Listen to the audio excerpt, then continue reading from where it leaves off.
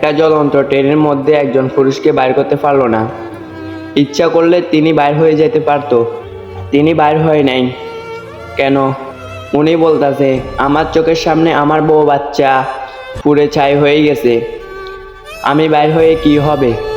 এই বলে তিনিও আগুনে পুড়ে ছাই হয়ে গেছে। দেখেন একজন পুরুষ কি না করতে পারে।